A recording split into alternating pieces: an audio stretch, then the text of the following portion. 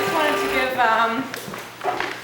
Naz and Tijana a chance to answer any questions that people have or to say a little bit about their work. Do you mind? I think she went to the back. Well, we'll ask you a question first, I guess. You can take a seat or stand or whatever you like. I wanted to ask you, you were just saying upstairs before about the kind of coherence of the program, which is interesting watching it. And your film is one of the films that has, real close attention to nature and then human bodies kind of interaction with it, or being nature, I guess, or being a landscape. Can you talk a little bit about that and how you see the relationship between like human body and nature? I had a very specific thing in mind when I started shooting the film, and it's interesting to see what happens when you stop being OCD about, what needs to happen while you're shooting, because it just like transforms itself into like something completely different. And I feel like that just like came naturally.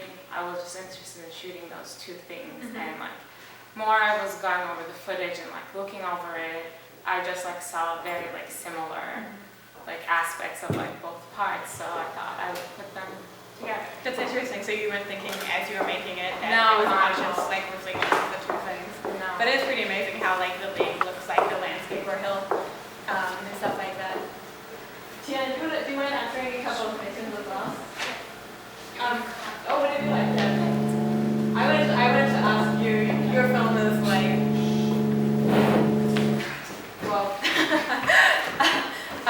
your film is more at a remove from like bodies and from the landscape and some of the work that we saw, and I like how it was really focused on the horizon kind of, and like pans across the horizon. Can you talk a bit about that? The panning? Yeah, like the use of the pan, because that, the kind of main engagement with the landscape is just this like, The distant kind of a distant, remote, sweeping eye. Yeah, I guess I just kind of wanted to create this relationship between this kind of dry, very matter-of-fact kind of voiceover, and kind of offset it with this very poetic kind of movement afterwards.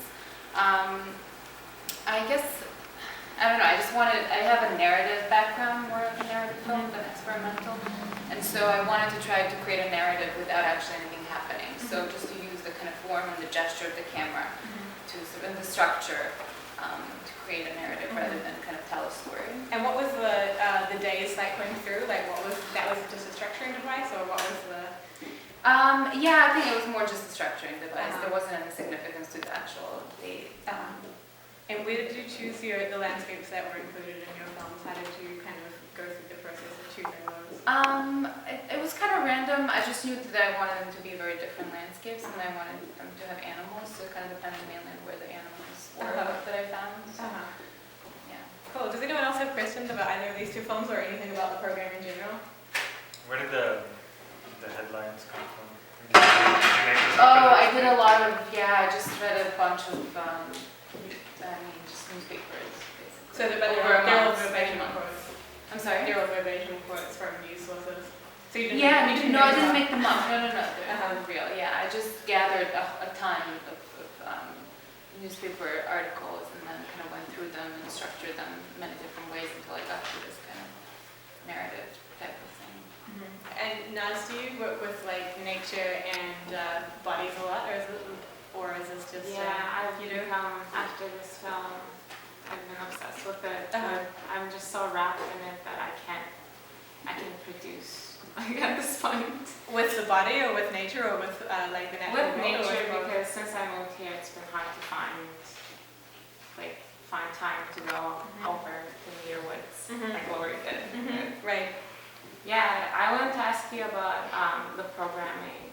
Go ahead. Just like what made you like choose the subject?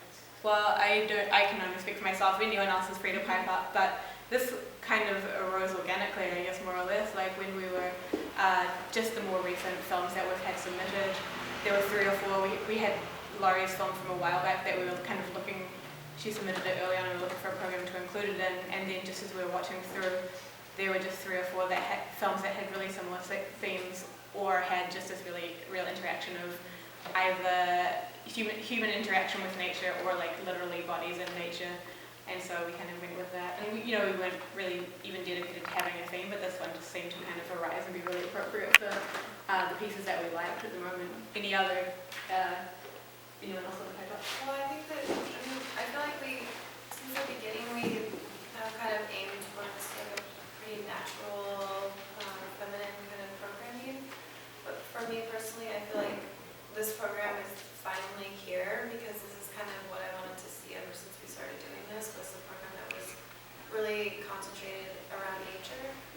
And I feel like the first two programs kind of dabbled in that a bit, but this one actually, I don't know, just like everything kind of came together. And all the films really kind of found a way to lock into each other. Yeah, it's interesting that this is not necessarily reflective of all the films that we've had submitted. Like, a couple of things that we're excited to show in the future are way more about artificiality and performance, I think, and glitter and kind of like weirdness. So it's not like everything that we've had submitted as a film about nature and trees and stuff. There's really a wide range, but just kind of what's arisen. Yeah, anyone else? Where you said that having moved here was where was that shot? This was shot in Milwaukee. Cool. Do you know Karen Clay?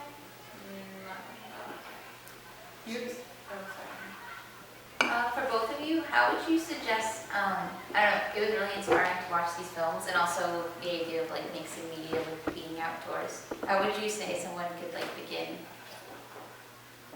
I don't know, embarking on a project like that, or like what inspired you to start filming?